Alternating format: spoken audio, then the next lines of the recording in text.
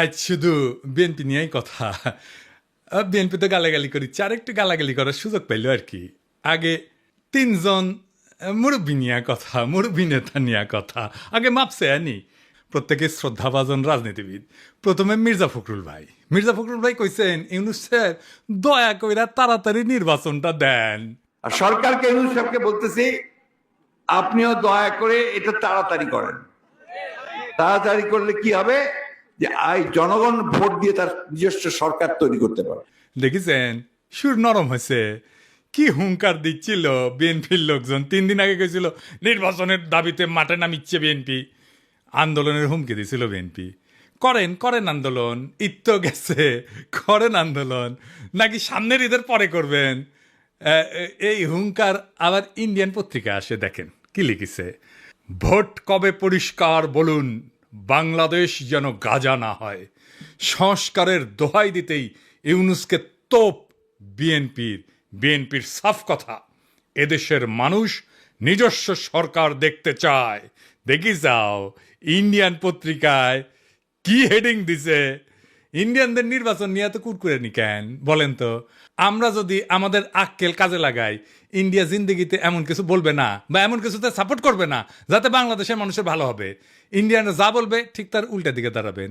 India যদি বলে না নির্বাচন এখন তা ঠিক হবে না, প্রফেসর ইউনূসের সরকার আরও থাকুক, আপনি তখনই কবেন প্রফেসর ইউনূসের পদত্যাগ চাই, প্রফেসর ইউনূস ক্ষমতা ছাড়ো, বুঝাও। রাজনীতি কালে খুব জটিল কিছু না। ইন্ডিয়া যা কবে তার উল্টা দিকে আমাদের মঙ্গল। আর বাংলাদেশের কারো কথা যদি ইন্ডিয়ার সাথে সবসময় মিলে যায় তাহলে বুঝবেন ওই হালায় কলকাতা হারবাল খাইছে, হালা ইন্ডিয়ান মাল। মির্জা ভাই ইঙ্কা করে কলে তো হবি না, আপনাকে না গান গাওয়া লাগবি, গান গায়ে কওয়া লাগবি। একটা গান বানিয়েছি শুনবেন, হ্যাঁ বাড়িতে না প্র্যাকটিস করে মাইকের সামনে গাবেন। আমরা খুব ফাইন হয়েছে মির্জা ভাই, শুনবেন, শুনেন। নির্বাচন, আহা নির্বাচন, নির্বাচন চাই নির্বাচন, তা না হলে ইউনূস যাবে নির্বাসন।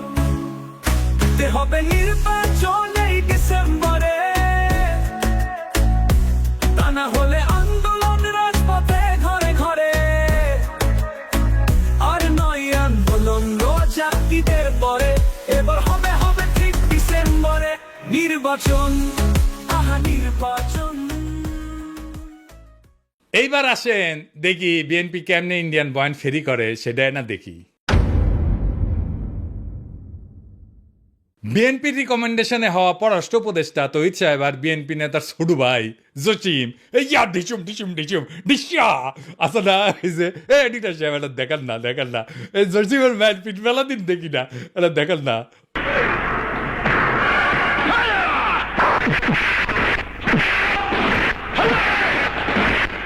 আর দেখি যাও ক্যাঙ্কা হিরোইনছি। এই জসিম কইল যে 1971-এর জন্য পাকিস্তানে ক্ষমা চাইতে হবে। তো এটা তো আমি আর ইন্ডিয়ান বয়ান। তো এই পানি পড়া সে কই থেকে আসিছে? ইন্ডিয়া থেকে আসিছে, তাই না? সে একই পানি পড়া মির্জা ফখরুল সাহেব পাইছেন, দেখেন উনি কি বলেন। পাকিস্তান সেনাবাহিনী সেই হত্যাযজ্ঞ করেছিল, তার জন্য আজ পর্যন্ত কিন্তু ক্ষমা চায় নাই। গণহত্যা করেছিল, লক্ষ লক্ষ মানুষকে হত্যা করেছিল, তার জন্য পাকিস্তান এখন পর্যন্ত কিন্তু বাংলাদেশের কাছে ক্ষমা প্রার্থনা করে নাই। উনি মনে করেন পাকিস্তান ক্ষমা চায় নাই, অথচ আমরা জানি তিনবার রাষ্ট্রীয়ভাবে পাকিস্তান ক্ষমা চেয়েছে। একবার মন্ত্রী পর্যায়ে, একবার প্রধানমন্ত্রী পর্যায়ে, আরেকবার রাষ্ট্রপতি পর্যায়ে। তো উনি তো বাংলাদেশ সরকারের মন্ত্রী ছিলেন, সে সময় ওনার মনে হয় নাই যে ওনার পাকিস্তান তো ক্ষমা চায় নাই। এখন কেন বলেন? কারণ ইন্ডিয়া বুঝেছে আমরা তোমার ক্ষমতা এনে দিচ্ছি, এমনি তো হবে না, খরচাপাতি আছে। আওয়ামী লীগ যে সার্ভিস দিত সেটা দাও। কি সার্ভিস? জাহাপনা। মির্জা ফখরুল কইছে পাকিস্তানকে বাম্বু দিবা, ইন্ডিয়া কইছে, তো উনি বাম্বু দিলেন। আচ্ছা এবার বলেন তো, এই দল পাকিস্তানের সাথে স্বাভাবিক সম্পর্ক করতে পারবে? ইন্ডিয়া যে ফ্যাসিবাদ চালাইলো, কোনোদিন কইছে বিএনপি ইন্ডিয়া ক্ষমা চাইতে? নাকি বলবে জিয়ারে তো খুন করেছে তাই না? এটা কোনোদিন বলিছে? বলে নাই। কিন্তু ইন্ডিয়া আমাদের বন্ধু দেশ বলতে বলতে মুখে ফেনা তুলে ফেলিছে। দেখেন, ভারত আমাদের প্রতিবেশী, সবচেয়ে বড় প্রতিবেশী, আমাদের বন্ধু। আমাদের যুদ্ধের সময় 1971 যুদ্ধের সময় আমাদের সহযোগিতা করেছিল। আমরা ভারতের কাছে সবসময় প্রত্যাশা করি যে ভারত বাংলাদেশের মানুষের পাশে দাঁড়াবে। যাই হোক মির্জা ভাই, আপনি তো বলেন মুক্তিযুদ্ধ করেছেন, এটি সেই সময়ের গল্প শুনবার চাই। মানে কোটি কোটি যুদ্ধ করেছেন, কোটি ট্রেনিং নিছেন, কারা কারা আপনার সহযোদ্ধা ছিল, কবে অস্ত্র জমা দিলেন, কি অস্ত্র ব্যবহার করেছেন, মানে হাউস আছে কেন পাকিস্তানের উপরে যেমন বিলা, আপনি তো মনে লয় যে সখানিক পাকিস্তানি আমি জয় বাংলা করেছেন, না গল্প করবেন হাউস আছে আমার কলে। চুপি চুপি কই মির্জা ভাই, আপনার উপরে না হেভি স্টাডি করেছি। কেন করেছি জানেন? আপনারা বোঝার জন্যে স্টাডি করে পেয়েছি কি জানেন না, খারাপ কিছু কমু না, আপনার লাইফ হিস্ট্রি কিন্তু ইন্টারেস্টিং। আপনি ঢাকা কলেজের ইকোনমিক্সের টিচার হিসেবে ক্যারিয়ার শুরু করেন, শিক্ষকতার ক্যারিয়ার, পরে ঠাকুরগাঁও কলেজে ইকোনমিক্সের অধ্যাপক ছিলেন, খুবই জনপ্রিয় টিচার ছিলেন, ছাত্ররা আপনার ক্লাস করার জন্য উন্মুখ হয়ে থাকতো, মার্শাল্লাহ। আবার অদ্ভুতভাবে আপনি বাংলাদেশ সরকারের পরিদর্শন এবং আয় ব্যয় পরীক্ষণ অধিদপ্তরের একজন অডিটর হিসেবে কাজ করেছেন। এই প্রফেসর হওয়ার পরে শিক্ষা বিভাগে আবার ডিজি আসিলেন। এমন সেলিব্রেটেড শিক্ষকের জীবন চাইরা অডিটর কেন হইলেন, এটা মিলাইতে পারি নাই। তাই আপনার জীবনের গল্প আপনার কাছ থেকে শোনার ইচ্ছা থাকলো। আমার ক্ষুদ্র ভ্রাতার ভগিনীরা আপনাদের কয়ে রাখি, কারো সম্পর্কে জানতে হইলে এভাবে ডিক করবেন, খুঁড়বেন, তারপরে তাই আপনি ভালো তার ডিল করতে পারবেন। যাই হোক, এবার আরেক বিএনপির সিনিয়র নেতারে নিয়ে আলাপ করি। হ্যাঁ, আমির খসরু মাহমুদ। যে সরকার জনগণের ভোটে নির্বাচিত হবে তারা জনগণের কাছে দায়বদ্ধ থাকবে, জবাবদিহি থাকবে, সেটা যেই সরকারই হোক। কোনো মহামানবকে বাংলাদেশের দায়িত্ব দেওয়ার জন্য বাংলাদেশের মানুষ নির্বাচনে, এই বাংলাদেশের মানুষ আন্দোলন সংগ্রাম করে নাই, ত্যাগ স্বীকার করে নাই। আর কোনো মহামানব কোনো দেশের গণতন্ত্রের সমাধান দেবে, তার জন্য বাংলাদেশের জনগণকে অপেক্ষা করতে হবে, এটা বিশ্বাস করার কোনো কারণ নেই। আমির খসরু ভাই উনি কইছে, নির্বাচিত সরকার জবাবদিহি করবে জনগণের কাছে, কোন মহামানবকে ক্ষমতায় বসানোর জন্য বাংলাদেশের মানুষ আন্দোলন সংগ্রাম করে নাই, ত্যাগ স্বীকার করে নাই। উনি ত্যাগ স্বীকার করেছেন, ওটা ত্যাগ স্বীকারটা এটা দেখে আসেন। হ্যাঁ, আমির খসরু ভাই, আপনি তো ডিসেন্ট মানুষ, আশা করি আপনি ক্ষমতায় গেলে তো বটেই, ক্ষমতায় যাওয়ার আগেও জবাবদিহিতা করবেন, তাই না? আচ্ছা আমির খসরু ভাই, এই যে হোটেল সেরিনা আপনার ছিল তো না? এখন আপনি কইবেন যে আমি মালিকানা ছেড়ে দিছি, কথা সত্য মানলাম, আপনি মালিকানা ছেড়ে দিচ্ছেন। কয়টা জিনিস বলেন তো, যে জমিটা যার উপরে দাঁড়িয়ে আছে হোটেল সেরিনা, এটা তো চট্টগ্রাম স্টক এক্সচেঞ্জের জমি, তাই না? ওই সময় আপনি চট্টগ্রাম স্টক এক্সচেঞ্জের চেয়ারম্যান ছিলেন, তাই না? তো কি কি হয়েছিল আমি বলি খুশি ভাই, কিছু মনে করেন না, আমার কনফিউশন হয়েছে, কনফিউশন দূর করে দাও আপনার দায়িত্ব। আপনি বিএনপির অতি গুরুত্বপূর্ণ নেতা, আপনি জবাবদিহিতার কথা বলেন, আপনার দলের হাতে রাষ্ট্রের দায়িত্ব যাবেন, আসেন কি কি হয়েছিল দেখি, কোথাও ভুলে নিলে ধরে দেন, তাই না? মানুষের ভুল বোঝা ঠিক না আপনারে, তাই না? 1995 থেকে 2001 সাল আপনি তখন, এটা আওয়ামী লীগের আমল, আপনি তখন চট্টগ্রাম স্টক এক্সচেঞ্জের চেয়ারম্যান ছিলেন। এই সময় রাজুক থেকে ঢাকার Banani road number 17 plot number 27 Chittagong stock এক্সচেঞ্জের টাওয়ার নির্মাণের জন্য কেনা হয়, মাশাআল্লাহ। কিন্তু সমস্যাটা হইতেছে, ভবিষ্যতে এই জমি আপনার ব্যক্তিগত মালিকানায় পরিণত হবে। কেমনে হবে? এটা বিশাল স্টাডির ব্যাপার, মেলা সময় লাগিছে কলে, এমন কঠিন ভাবে এটা খাইছেন আপনি, মাশাআল্লাহ, জটিল ভাবে খাইছেন কলে আপনি। এটা আপনার আমার স্যালুট জানানো লাগে। যদি এরকম জমি জমার লোভ টোপ থাকলে হইনি না আমি কল আপনার ছাত্র হইলাম নি। কি চমৎকার ভাবে যে আপনি খাইছেন এটা। তো জমিটা পাইছেন, রেজিস্ট্রেশন হয়নি এখনো রাজুক থেকে। তো 25শে সেপ্টেম্বর 1999 সালে 74তম বোর্ড মিটিংয়ে চট্টগ্রাম স্টক এক্সচেঞ্জে সিদ্ধান্ত হয় যে প্লটটা ডেভেলপারকে দেবেন। ডেভেলপারটা ঠিক করে ফেলেন, আপনার নাম হচ্ছে গোলাম সারোয়ার। মুশকিলটা হইতেছে উনি আপনার ভগ্নিপতি। তখন প্লটের রেজিস্ট্রেশনই হয় না। রেজিস্ট্রেশন হওয়ার আগে আইনত আপনি ডেভেলপার নিয়োগ দিতেই পারেন না। আপনি ডেভেলপারকে নিয়োগ দেন ওই মিটিংয়েই, এটা একটা প্রক্রিয়ার লঙ্ঘন, কারণ এটা তো আপনার ব্যক্তিগত প্রতিষ্ঠান না। 19শে জানুয়ারি 2000 সালে রাজুকের সাথে রেজিস্ট্রেশন হয় আপনার চট্টগ্রাম স্টক এক্সচেঞ্জের। আপনার চেয়ারম্যান থেকে নিজের ভগ্নিপতিকে ডেভেলপারের দায়িত্ব দিতে পারেন? হ্যাঁ, আপনি মুরব্বী মানুষ, জিজ্ঞেস করলাম আর কি। মানে ধরেন আমি যদি কখনো চট্টগ্রাম স্টক এক্সচেঞ্জের চেয়ারম্যান হই, আমি কি আমার ভগ্নিপতিরে স্টক এক্সচেঞ্জের জমিতে বিল্ডিং বানানোর জন্য ডেভেলপার হিসেবে নিয়োগ দিতে পারবো নাকি পারবো না? এরা কয়া দিলেন আর কি, এনে শুনলাম মুরব্বী মানুষ না। আচ্ছা, এইবার 15 নভেম্বর 1999 75তম বোর্ড মিটিং, মানে একটা পরেই আর কি, এখানে সিদ্ধান্ত হয় যে গোলাম সারোয়ারের সঙ্গে চুক্তি হবে যে চট্টগ্রাম স্টক এক্সচেঞ্জকে উনি বেসমেন্ট এবং 5টা ফ্লোর দেবেন, মানে 6টা আর কি।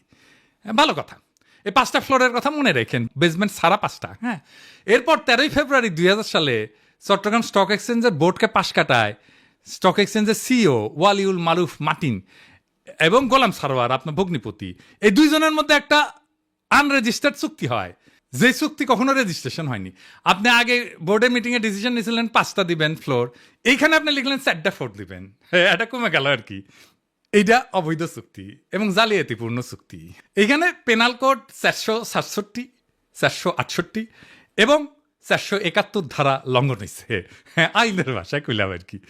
তো 74 এবং 75তম বোর্ড মিটিংয়ে গোলাম সারোয়ারকে ব্যক্তিগতভাবে ডেভেলপার হিসেবে নিয়োগের আলোচনা হয়, কিন্তু সিইও যে সিগনেচারটা করলো না, যে 4টা মিটিংয়ে, ওইখানে হোটেল সারেনার মালিক হিসাবে তার সাথে এগ্রিমেন্টটা হইল। সারেনাকে তখন হয়নি যখন আপনি বোর্ড মিটিং করেছেন, বুঝছাও।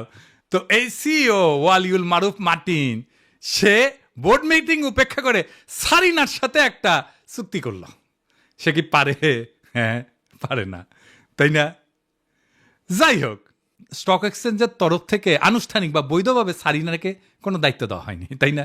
হ্যাঁ, বোর্ডকে পাশ কাটায় যে আপনি সারিনাকে দায়িত্ব দিলেন, এটা আপনি পারেন না। এরপর 23শে মে 2000 সালে গোলাম সারোয়ার মানে আপনার ভগ্নিপতিরে একটা পাওয়ার অফ অ্যাটর্নি দেওয়া হয়, যাতে জমি বন্ধক দেওয়া, আর্থিক ক্ষমতা দেওয়া হয়, কিন্তু ওইটাতে আবার কোনো ফ্লোর বন্টনের উল্লেখ নাই। এই চুক্তিতে বোর্ড অনুমোদনেরও উল্লেখ নাই। 10ই জুলাই 2000 সালে আপনি এবং বাবি, আপনার স্ত্রী সারিনার 50% শেয়ারের মালিক হয়ে যান, কিনে নেন আর কি। কি টাকা দিচ্ছেন কে জানে। হ্যাঁ, ভগ্নিপতিকে রাস্তা তৈরি করে দিচ্ছেন, এখন নিলেন শেয়ার। 2010 পর্যন্ত হোটেলের মালিকানা ছিল আপনার। এইভাবে প্রাতিষ্ঠানিক সম্পদকে পারিবারিক ব্যবসায় রূপান্তর করে ফেললেন। এটা একটা জ্ঞাত ষড়যন্ত্র, ইংরেজিত কয় ক্রিমিনাল কনস্পিরেসি। ইংরেজিত যেহেতু কইছে, ঠিকই কইছে। হ্যাঁ, 20শে নভেম্বর 2004 সাল রেজিস্ট্রেশন হয় জমিটার গোলাম সারোয়ারের নামে। অদ্ভুত ব্যাপার। তবে দলিলে সম্পূর্ণ ভবনের উল্লেখ নাই, দামে ব্যাপক গরমিল দেখানো হয়, এটি সরকারকে রাজস্ব ফাঁকি দেওয়া হয়। দলিলে প্রকৃত দাম না দেখানো পেনাল কোডের 420 সিটিং এই ধারার আওতায় পড়ে। এইবার ভবন নির্মিত হয়, আলহামদুলিল্লাহ। জিলাপি টিলাপি খাওয়া হয়, বিলার টিলার দেওয়া হয়। ভবনের অনুমোদন ছিল কত? 15 তলার। আপনি ভবনটা বাড়াইছেন কত? 20 তলা, 5 তলা এক্সট্রা। 12 হাত কাকুরের 13 হাত বেশি দেখেছি না, সেরকম 15 তলা অনুমোদিত বিল্ডিং এর 20 তলা হয়ে যাওয়া দেখলাম আমরা। এটা রাজুকের নিয়ম ভঙ্গ কইরা অবৈধ নির্মাণ, নগর উন্নয়ন আইনের গুরুতর লঙ্ঘন। আর চট্টগ্রাম স্টক এক্সচেঞ্জের 4টা ফ্লোর পরে এটা কমায় 4টা করা হয়েছিল না, সেটা আসলে যে অতিরিক্ত ফ্লোর বানায় দুটো থেকে দেওয়া হয়েছে। মানে মাছের তেলে মাছ ভাজিছেন, পুরা বিল্ডিং আর জমিন মালিক হয়ে গেছে আমির খুরশিদ মাহমুদের পরিবার। বুঝিছাও মজার এই দারুণ চালাকি কইরা এমন একটা জায়গায় আপনি সম্পদ বানাইলেন, কি ফাইন সিস্টেম কইরা। আচ্ছা, খালেদা জিয়া এতিমখানার টাকা সরান নাই, টাকা ব্যাংকে ছিল, কিন্তু উনি নাকি নিয়ম মানেন নাই, তাই উনারে জেলে নিল হাসিনা। আপনার নামে কেন কোনো মামলা হইল না? আপনি তো বলেন আপনার মালিকানা নাই। মালিকানা ছিল তো ওই সময়, এক সময়, তাই না? ওই মালিকানার কি আপনি নিতে পারেন? আপনি ডিউ ডিলিজেন্স করেছিলেন, করেন নাই। আপনি জানতেন না 15 তলার পারমিশন নিয়ে 20 তলা বানানো হয়েছে? হ্যাঁ, তাও তো শেয়ার কিনেছেন। আপনার তো ডিউ ডিলিজেন্সই ধরা পড়ে যাওয়ার কথা। এই সারিনাতেই তো আপনি আবার ফার্মের বাসায় দান্দিক বোকাচোদা নিয়ে মিটিং করেন, কমিউনিস্টদের নিয়ে। ইনভেস্টমেন্ট সামিটের টাইমেও মিটিং করেছিলেন। আপনার কি প্রফেসর ইউনুসকে জবাবদিহিতার কথা বলা মানায়? আমি খুশি ভাই। হ্যাঁ, আগে দেখতাম মানুষ রাজনীতি করতে এসে গরিব হয়, বাংলাদেশে দেখতেছিস খালি সবাই বড় লোক হয়, বড় লোক হয়, বড় লোক হয়, টেকায় খালি টেকা। আমির খুশি ভাই, এটাই সমস্যা। কি সমস্যা হচ্ছে? টেকা কামানোর জন্য রাজনীতি যদি কেউ করে, তার মাথার তো খালি টেকা আর ধান্দা ঘুরবি। রাষ্ট্র তো একটা হিউজ রিসোর্স, তাই না? ওই রিসোর্সের মালিকানা নেওয়াটাই কি রাজনীতি? আপনি তো রিক্সাওয়ালা, ঠেলাওয়ালা, গার্মেন্টস শ্রমিক, বাস শ্রমিক, কৃষক, ক্ষেতমজুর, ক্ষুদ্র ব্যবসায়ীর কথা ভাবতে পারবেন না। দল মুরুক্ষ সদাদের পাইবেন, আইসা গালাগালি করবে। শীর্ষ নেতারা মেদিনীপুরের ভাষায় কথা বলবে, আর মুরুক্ষ সদাদের আইসা আমার মালওয়ান করবে, গালি দিবে। সব আর্কাইভ করা আছে। ইলেকশনের আগে গালির কোলাস কইরা কোন নেতার সাথে ওই মুরুক্ষ সদা ছবি তুলিছে, সেগুলো দিয়ে এপিসোড বানামুনি। মিলিয়ন মিলিয়ন দেখে দেখবি, ফ্রি ক্যাম্পেইন করে দিব। আমি কিছু ভাই, আমি তো আমার শেষ হয়নি কথা। এটা কেস স্টাডি লিখেছি আপনার সারিনা কেলেঙ্কারি নিয়া। এই কিচ্ছা একাডেমিয়াতে ঢুকে দিব, খালি আওয়াজ দিচ্ছি না, আমার কথাবার্তা হয়ে গেছে গলে ফাইনাল। কেস স্টাডির নাম দিচ্ছি কি জানেন? The hotel Sarina controversy, conflict of interest and abuse of power in Bangladesh. এটা মেলা জায়গায় পড়ানো হবি, এটা কর্পোরেট গভর্নেন্সে পড়ানো হবি, কনফ্লিক্ট অফ ইন্টারেস্টে পড়ানো হবি, ম্যানেজমেন্টে পড়ানো হবি, পলিটিক্যাল সায়েন্সে পড়ানো হবি। কোনটি না, কতগুলো জায়গায়। আর দিন সাথে যাবি ফাইনাল করার জন্যে, আপনি বিখ্যাত হয়ে যাবেন। কইছিলাম না আমাকে লেরো না। হ্যাঁ, কাকে লেরতে কাকে লেরে ফেলেছেন এবার মির্জা আব্বাস ভাই। মির্জা আব্বাসে ভাবিছিলাম কিছু কমু না, এরে ওরে দিয়া মেসেজ পাঠায়, আমি যেন আর কিছু না কই, আমি যেন তারে না ধরি। আবার নিজে তার দলের কর্মীদের লালায় দেয়, কয় নাকি সোজা হয়ে যাব। শুনেন। আপনার ফেসবুক চালান নাকি? চালান? জবাব দেন না কেন? জবাব নাকি ফেসবুকের মধ্যে উল্টাপাল্টা কথা লেখে, জবাব দিয়ে দিয়ে এগুলা সোজা হয়ে যাবে। মিথ্যা কথা বলবেন, অপপ্রচার করবেন, অপকথা বলবেন, কথা বলবেন, কুকথা বলবেন, একটা মানসিক চরিত্র হরণ করবেন, এগুলো কি ভাই? আমরা রাজনীতি ছেড়ে দেবো, আপনারা একটু দেশে আসেন। আপনাদের অনেক জ্ঞান, আপনাদের অনেক বুদ্ধি, আপনাদের জ্ঞান বুদ্ধি আমাদের অনেক প্রয়োজন। আপনারা দয়া করে দেশে আসেন, বুদ্ধি দেন, কথা বলেন, কাজ করেন, মেনে নেব। আমরা রাজনীতি করবো না, আপনারা আসেন না। দেশে আসেন, দেশে আসেন, এই কথাটা আপনার দলের ভারপ্রাপ্ত চেয়ারপারসনরা কইতে পারেন না? আমি কি দেশে গেলে আমরা প্রাইম মিনিস্টার বানাবেন? ভারপ্রাপ্ত চেয়ারম্যানরা তো প্রাইম মিনিস্টার বানাবেন, আমারও তো বানাবেন না। দেশে আমারে ডাকেন কেন? উনারে ডাকেন। কয়দিন আগে কইছিল না সংস্কার করলে ছুঁড়ে ফেলে দিবি, আবার কি কইছে? আমি কখনো কই নাই। 2 দিনে কথা ঘুরে ফেলছে। কে সোজা হয়ে যায় দেখি চাও কে সোজা হয়। হ্যাঁ, দেশে দাগ ইচ্ছে যে ভাবিচ্ছে যে দেশে গেলে দাবরানি দিবি, আমার দাবরানি কেমনে দিবি জানেন? এই যে তার দলের নেতা স্কুল শিক্ষকের কলজা টেনে ছিঁড়ে ফেলাতে চায়, দেখি চাও। টানি ছিঁড়ি ফেলবো, একবার টানি ছিঁড়ি ফেলবো তোমার।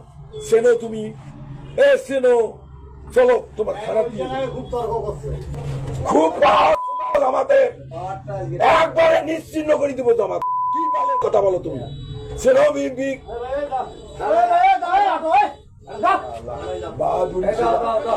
তোমার নামে আমি মামলা দেবো। অবিলক্ষণ দাও। কি বলবো ও দাও, আমি থানা দেয়া, আমি ওখানে ইসরায়েল লিখবো, লিখি ওকে অ্যারেস্ট করে দিয়ে তারপরে আমি আসবো। কুড়িগ্রামে কি কয়, ক্ষমতা না আসতে আসতেই এই শুরু করেছেন। ক্ষমতা গেলে কি করবেন এটা পাবলিক জানে। আপনাদের তো উন্নতি হইতেছে না, ক্রমাগত অবনতি হইতেছে। দুঃশাসন শুরু করলে আবার লড়াই শুরু করব। দেশের মানুষকে তো আর অরক্ষিত রাখা যায় না। মির্জা আব্বাস ভাই, আমি সোজাই আছি, কিন্তু আপনারা একেবারে ফ্ল্যাট করে দেবো, একেবারে হুতায় দেবো, উঠবার পারবেন না। এই বুড়া বয়সে আপনি কল্পনা করতে পারতেছেন না আপনারা আমি কোন দিক দিয়ে ধরবো। মিশা কথা আমি কইছি, কোন কথাটা মিশা কইছি কইবেন? হ্যাঁ, কোন সেক্টরে মুক্তিযুদ্ধ করেছেন, কার সাথে যুদ্ধ করেছেন? আমি নানাভাবে ক্রস চেক করিয়া কইছি আপনি বালের মুক্তিযুদ্ধ করেছেন, মুক্তিযুদ্ধের নামে মিথ্যাচার করেছেন। দিন বদলাইছে মির্জা আব্বাস ভাই, শেরের উপরে শোয়াশের আছে। শোনেন মির্জা আব্বাস ভাই, মানুষের 3টা জিনিস ডরায়, এই ডর দেখায় মানুষের শাসন করছেন এতদিন। জানের ভয়, সম্মান হারানোর ভয়, আর সম্পদ হারানোর ভয়।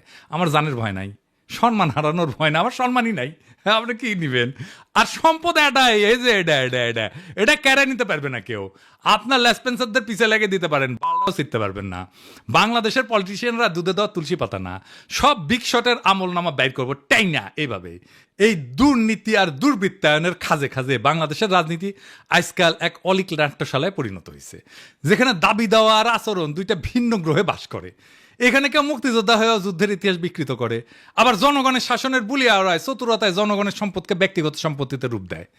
আজ যারা ক্ষমতার বাইরে তারা জবাবদিহিতার গান গায়, কাল যখন তারা ক্ষমতায় তখন জবাবদিহিতার ঊর্ধ্বে ওঠায় হয় তাদের অভিষ্ট। রাজনীতি আজ জনগণের না, নিজের ভাগ্য বদলানোর জাদুর কাঠি। আজ যে দল ইন্ডিয়া বিরোধী স্লোগানে জ্বলে ওঠে, তার বয়ানি আবার ভারতীয় লাইন টু লাইন কপি হয়ে ফিরে আসে ঢাকার রাজপথে। যারা বলেন আমরা নির্বাচিত সরকার চাই, তারাই আবার নির্বাচন আগে নয় পরে টাইপের গানের লিরিক গায়। কেন? হ্যাঁ, কারণ এবার মিউজিক ইন্ডিয়া বানাইছে। আর আপনি যদি জনগণের পক্ষ নিয়ে কথা বলেন, আপনাকে বলা হবে তুই কিসের দেশপ্রেমিক। অথচ প্রশ্ন করার সময় এখনই। জানতে চাই, আপনি যদি জবাব দিতে চান, নিজে কবে জনগণের সামনে দাঁড়ায় জবাব দিচ্ছেন? একবার বলেন, একবার দিচ্ছেন জবাব? জনগণের সামনে দাঁড়ায় জিন্দেগিতে দেন নাই, এখন জবাব দিতে চাইতেছেন আপনি প্রফেসর ইউনূসের কাছে। বাহ, মজারই মজা। আপনি যদি বলেন দুর্নীতি হবে না, আপনি নিজের জীবনে কোন অধ্যায় প্রমাণ করছেন? দেশের মানুষ সব বুঝে, বোকা না। এখন কেউ চোখ বন্ধ করে ভোট দেয় না। তারা জানে ঢাকা শহরের প্রত্যেকটা বিল্ডিং এর ছায়ায় লুকায় থাকে এক একটা রাজনৈতিক ষড়যন্ত্র, একটা দুর্নীতির ইতিহাস। এখন সময় আসছে গলা ছেড়ে বলার, এই দেশ কারো বাপের না, পারিবারিক ব্যবসা না। এদেশের জমি, গ্যাস, শিক্ষা, ভোট সবই জনগণের সম্পদ। আর এই সম্পদের হিসাব চাই, জবাব চাই, বাম ডান না, ন্যায় অন্যায়ের মাপকাঠিতে। কারণ আজ আপনারা রাষ্ট্র ক্ষমতা নেওয়ার কথা বলতেছেন, নির্বাচনের কথা বলতেছেন, আপনার বগলে পুরানা লুটের খতিয়ান। এই বাংলাদেশকে আমরা বদলাবো, বাংলাদেশকে আমরা আমাদের স্বপ্ন দিয়ে সাজাবো, আমাদের বর্ষা বিপ্লবের স্মৃতি দিয়ে ভরাবো। এই দেশ আপনাদের মতো নেতাদের না। এই দেশ প্রত্যেক জনতার, প্রত্যেক নাগরিকের। এই দেশের মালিক আমরাই আমজনতা। আমরা যা চাইব, জনতা যা চাইবে, দেশ সেভাবে চলবে। রাজনৈতিক দলের ইচ্ছার কাছে আমাদের ভাগ্যকে আমরা আর বন্ধক দেব না। ইনকিলাব জিন্দাবাদ।